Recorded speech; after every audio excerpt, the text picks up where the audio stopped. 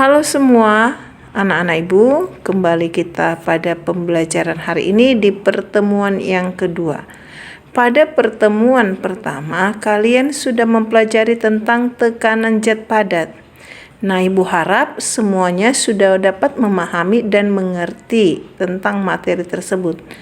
Pada pertemuan ini, kita akan mempelajari tentang tekanan zat cair. Oke, ibu harap kita tetap semangat ya. Pada tekanan zat cair, kalian akan mempelajari tentang tekanan hidrostatis. Tekanan hidrostatis merupakan tekanan yang dihasilkan oleh zat cair.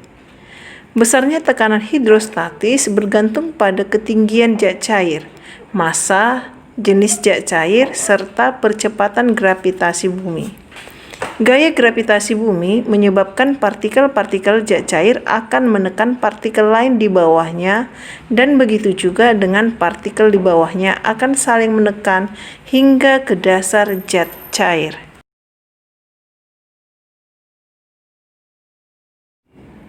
Anak-anak ibu, coba kamu perhatikan gambar ini di mana seorang penyelam sedang menyelam di dasar perairan. Nah, semakin dalam zat cair, maka semakin besar tekanan yang dihasilkan. Semakin besar massa jenis zat cair, semakin besar pula tekanan yang dihasilkan.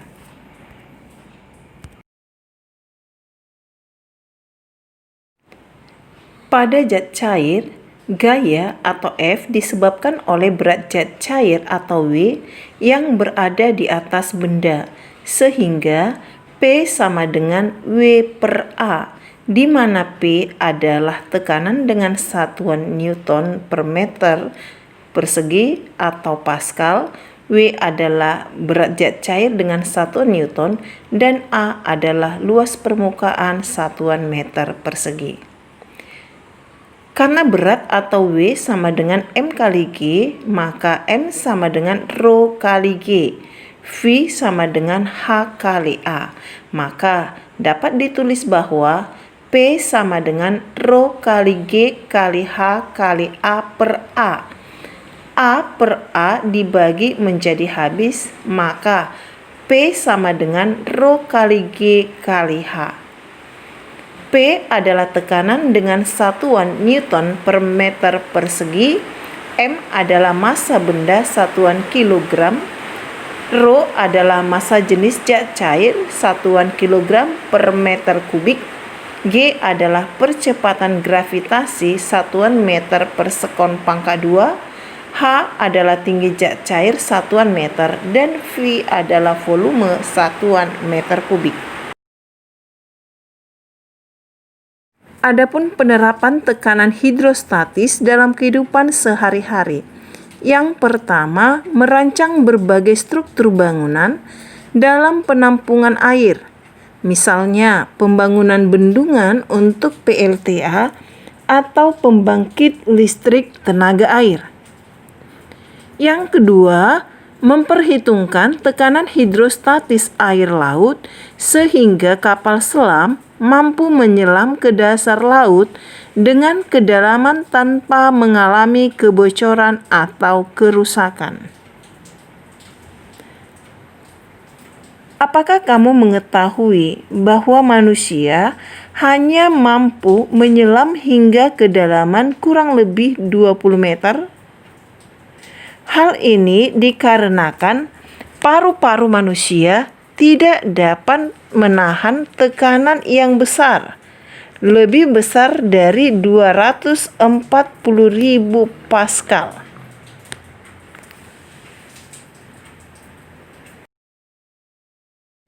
Anak-anak ibu semua, pada materi tekanan zat cair ini, kamu juga akan mempelajari mengenai hukum Archimedes. Bunyi hukum Archimedes, jika benda dicelupkan ke dalam zat cair, maka benda itu akan mendapat gaya ke atas yang sama besar dengan berat zat cair yang didesak oleh benda tersebut. Tahukah kamu bahwa baja merupakan logam yang utamanya terbuat dari campuran besi dan karbon? Baja memiliki massa jenis yang lebih besar daripada massa jenis air laut.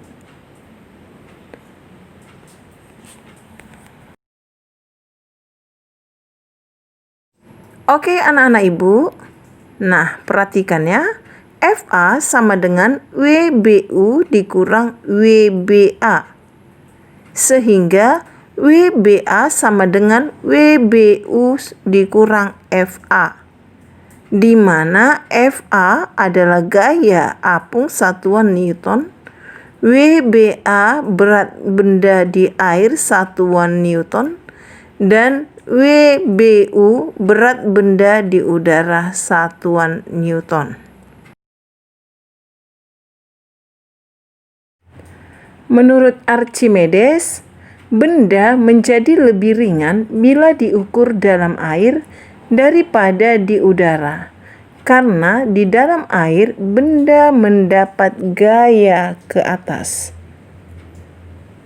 Besarnya gaya ke atas adalah FA sama dengan Rho C kali G kali VCP, di mana FA adalah gaya apung dengan satuan Newton, PC adalah massa jenis zat cair satuan kilogram per meter kubik, G adalah percepatan gravitasi dengan satuan meter per sekon pangkat 2, dan VCP adalah volume zat cair yang dipindahkan dengan satuan meter per sekon.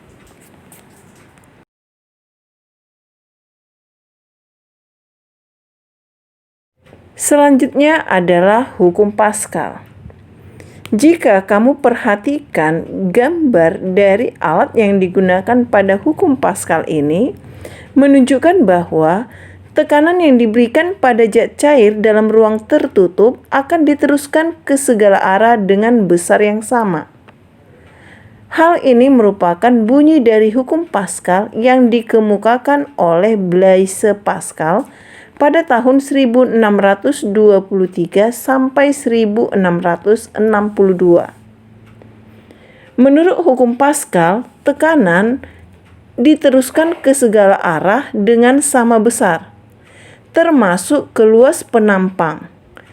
Pada penampang muncul gaya angkat. Maka, secara matematis, persamaan hukum Pascal adalah P1 sama dengan P2, di mana P1 adalah F1 per A1, sedangkan P2 adalah F2 per A2. Maka F2 sama dengan A2 per A1 dikali F1, di mana P adalah tekanan dengan satuan Newton per meter pangkat 2. F1 dan F2 adalah gaya yang diberikan dengan satuan Newton. A1 dan A2 adalah luas penampang dengan satuan meter persegi.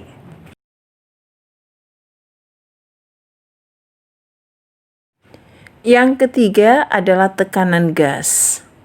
Nah, tekanan gas ini penerapannya dapat kita lihat pada beberapa alat berikut ini. Bentuk penerapan tekanan zat gas dapat kita lihat pada balon udara. Bagaimana balon udara dapat terbang? Cara kerja balon udara sangat sederhana, yaitu dengan cara memanaskan udara di dalam balon agar lebih panas dari udara di luarnya, sehingga balon udara mengembang dan dapat naik atau terbang. Udara yang lebih panas akan lebih ringan karena massa per unit volumenya lebih sedikit. Bentuk penerapan tekanan zat gas yang kedua adalah Gelas yang ditutup dengan kertas HPS. Ketika gelas yang berisi air dibalik, ternyata kertas HPS dapat menahan air di dalam gelas. Hal ini terjadi karena HPS mendapatkan tekanan dari udara luar yang besarnya lebih besar daripada tekanan air di dalam gelas.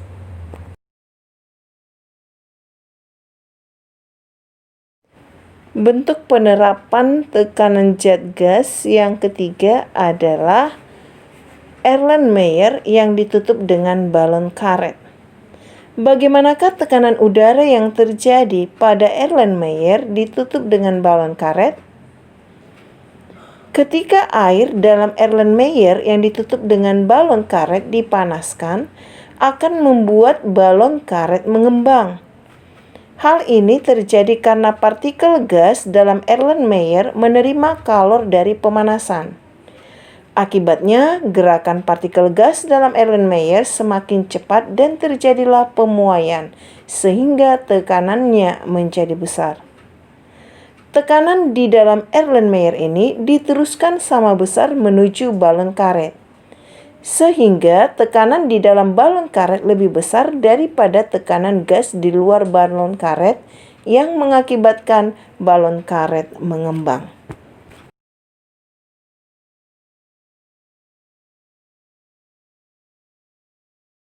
Nah, demikianlah anak-anak ibu semua penjelasan mengenai tekanan pada zat cair dan tekanan pada zat gas. Semoga pembelajaran kita hari ini bermanfaat dan kamu dapat mengingatnya. Sampai jumpa di pembelajaran berikutnya.